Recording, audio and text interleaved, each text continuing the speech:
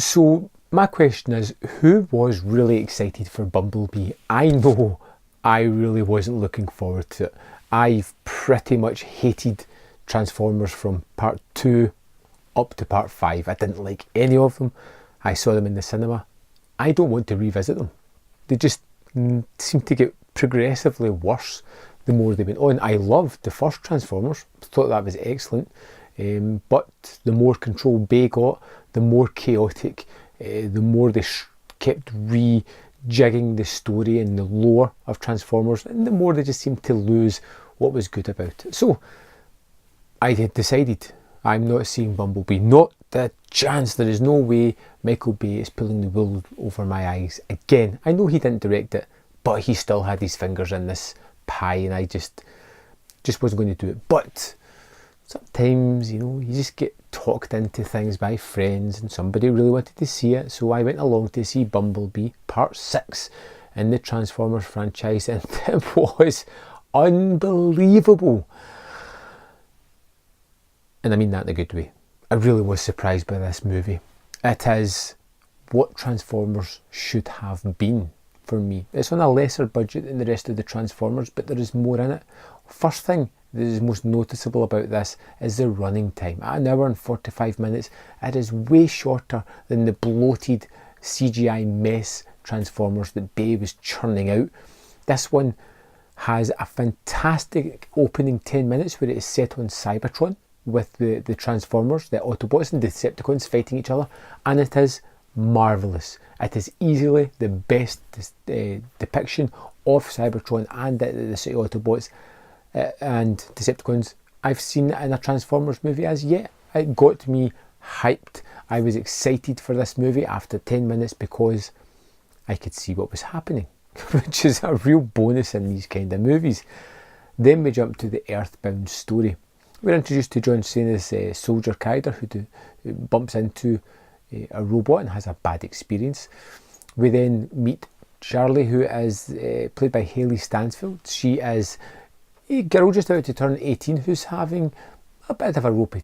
She's still struggling to come to terms with her father's death, even though her mother has moved on and has a new partner, and her little brother seems to have evolved into this family union quite easily. She's kind of still on the outskirts because she's still, attached to her father and can't quite find that closure, which is something you can see coming later on in the movie. She's trying to get money for a car. Again, you can see what's coming. She ends up with this beat up old Beetle, which turns out to be Bumblebee.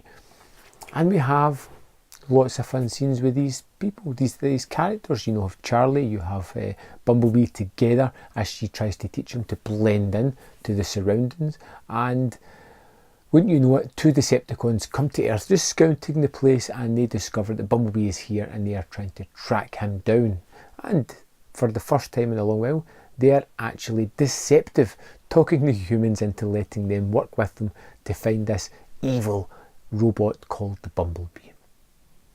It's fun, it's exciting, it has some cliched moments, yes, but not to the point where you're like, oh, I can't watch this. It's just like, okay, do what you need to do, let's move on to more of the fun sequences. It has plenty of levity and laughs. I found some of the scenes really funny, some of the characters pretty outlandish. I like the family unit that even comes into the final chase of the movie in a comical fashion. I like the sort of young admirer of Charlie who comes in, the neighbourhood person who really wants her attention, and they kind of form a bond as well, which is kind of funny, adorable at the same time. The special effects are pretty fantastic, and like I said, you can actually see what is happening in the action set pieces. The robots transform in a clear and concise way that you can actually see what is happening, and it just looks wonderful. It is a really, really excitingly good movie. I had a lot of fun with Bumblebee. I would recommend that people go out and check this out. If you didn't like most of the Transformers movies, there is something here that you can latch on to. I think the fact that it was set in the 80s was really novel as well. From the clothes and the style to the songs that they kept playing in the soundtrack over and over. There were just some really good classic songs from that era thrown into the movie. and it fits and it works perfectly. And it's just an idea of how these movies can be if somebody who loves the material and doesn't have a bloated sense of ego to drive it forward. Bumblebee, more than worth your time. I thought it was pretty terrific in the cinema. I had a lot of fun with it. I gave it 4 out of 5. One of the best Transformer movies I've seen. I'd need to revisit one again, but definitely if I had a choice right now over which to watch, I would go back and watch Bumblebee over any of the Transformer movies. How's that for a statement?